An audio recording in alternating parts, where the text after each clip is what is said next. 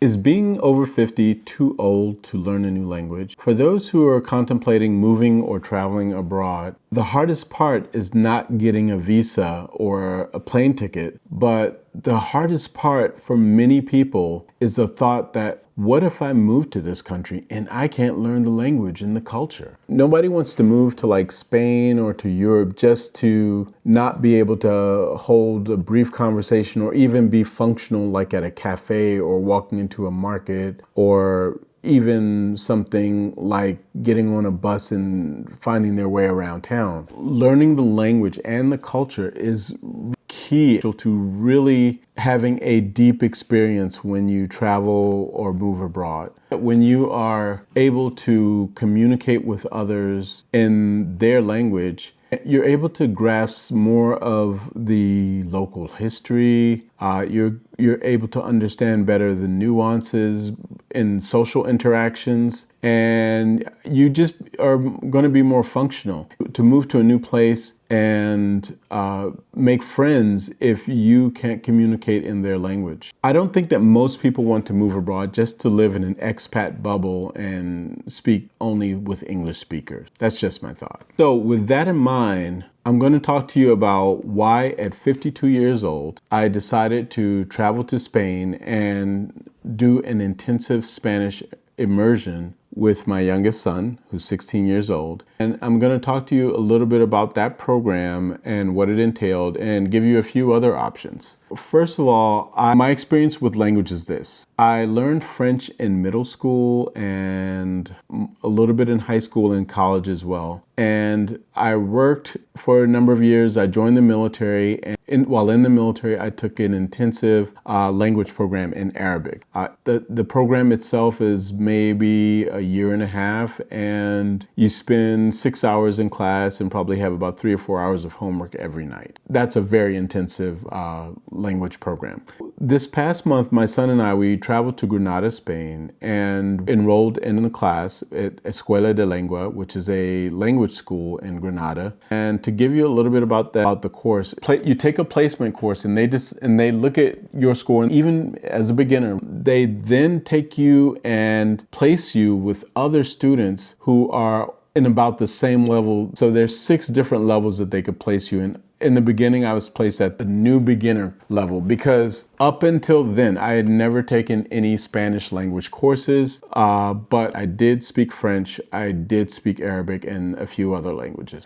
I was in this beginning level for about a week. And so to give you a brief overview of what the class is like, you're spending about 4 hours a day in class. You're learning new vocabulary, you're learning your numbers, you're learning how to make sentences, how to speak in the present and the past tense, and you're actually using these things in context. So you're speaking with each other and the instructor, and so you're not only learning vocabulary, you're also learning how things sound. They're really particular about helping you say things as would a native speaker, because ultimately you know how sometimes an accent from another foreign language, it sometimes makes it more difficult for people to understand you, and sometimes foreign accents make people not even want to try to understand you. So the opposite is true as well. If you have a good accent in their language, they think that you're more fluent and they're more willing to talk with you, to discuss, and to converse with you.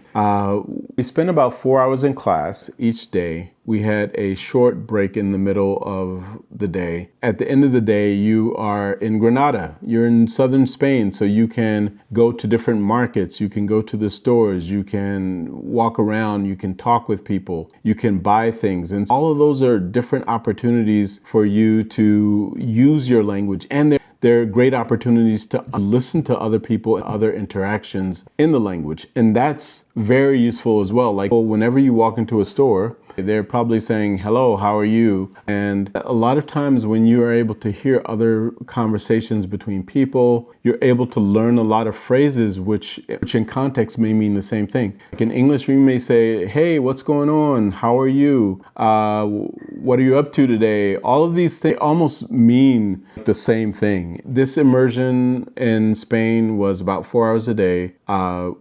We had some light homework, not very much. At the end of the day, each day, the school also had various programs. So, for example, one day there was a field trip to the Abbey of Abadia in Granada.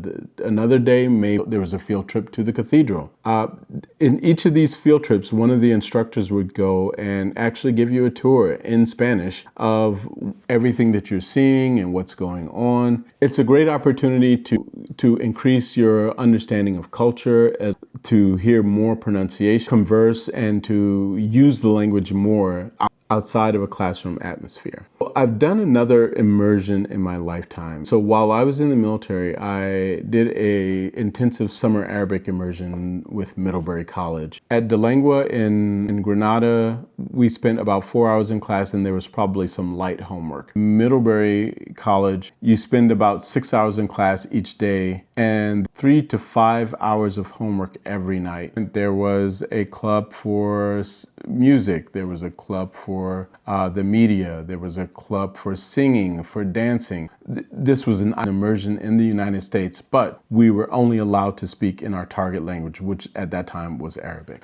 So it's very intensive. Like as far as intensity, I would say that Middlebury College is probably top of the line as far as my experiences. Those are two different types of immersions. Each one has its pros and cons, and you'll definitely have to evaluate which one works better for you. So another way to kind of distinguish them is the cost. So the language school in Granada, Spain costs $1,400 for 7 weeks. Middlebury College, for their 7-week summer intensive Arabic program, costs about $13K for 7 weeks. Room and board, and it includes all of your meals and your lodging. You'll be in a dorm with other students who speak your language, so they take that language pledge to not speak any other language except your target language very seriously. You'll get expelled if you're caught speaking another language. You could take a college course, like over one semester, maybe you're talking about 13 weeks, or if half semester, maybe it's 6 or 7 weeks, maybe through a institution of higher learning like a college or university or technical college. Make time to learn this language. Maybe a good idea is to set a certain amount of time each day. If you think of what you want to be able to do when you get into country, and then work backwards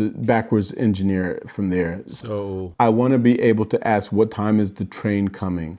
I want to be able to ask, where's the bathroom? Or you want to tell a person, I want to go to the airport. Or we lived with a host family while we were there. There were earthquakes in Venezuela. I watched the news literally all day. And I heard the word for earthquake probably tens of times, like dozens of times while we were there. When you were younger, maybe you learn things having heard a word maybe once or twice or 3 times, but we're going to take every opportunity to speak and converse with others as well as listening, because it makes people more willing to talk to you if they can understand your accent. These are just tools and tips that I've used in learning different languages over the years.